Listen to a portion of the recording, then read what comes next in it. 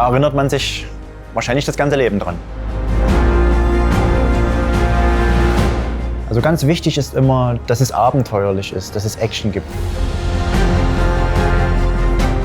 Das ist wirklich einzigartig hier in der Arktis.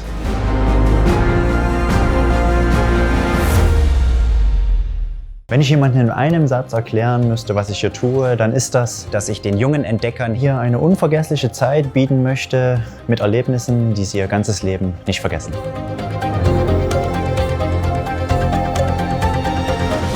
Ich treffe mich am Anfang der Reise mit den jungen Entdeckern und lote mal aus, wo die Interessen so liegen, und danach entwickle ich mir dann auf jeder Reise individuell ein neues Programm.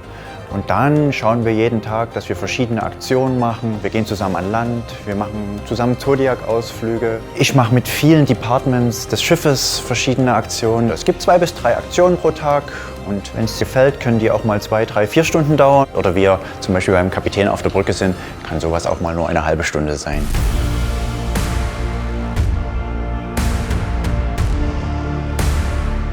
Es funktionieren alle Themen gut, die erstmal nichts mit Schule zu tun haben. Also ganz wichtig ist immer, dass es abenteuerlich ist, dass es Action gibt. Spektakuläre Natur funktioniert meistens gut, und irgendwelche Sachen an Bord, die mit Action zu tun haben, funktionieren auch gut. Also wenn wir zum Beispiel eine kleine Sicherheitsübung machen, das kommt auch immer richtig gut.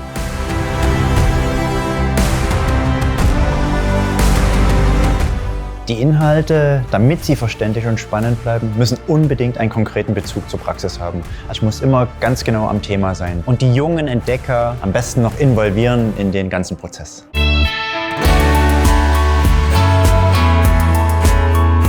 Mich begeistert immer wieder neu das Zusammenspiel von Landschaft, von der Natur, Tieren, die wir sehen, von den Wetterstimmungen, die Kontraste, das ist wirklich einzigartig hier in der Arktis.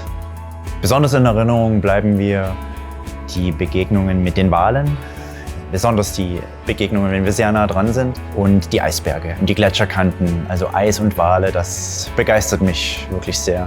Da erinnert man sich wahrscheinlich das ganze Leben dran. Die Gäste können hier Abgeschiedenheit spüren, auch mal eine Stunde sich einfach mal hinsetzen, absolute Stille, unverbaute Natur über riesige Landschaften hinweg. Das können Sie hier spüren. Da gibt es wenige Gebiete auf der Welt, wo die Gäste sowas noch erleben können heutzutage.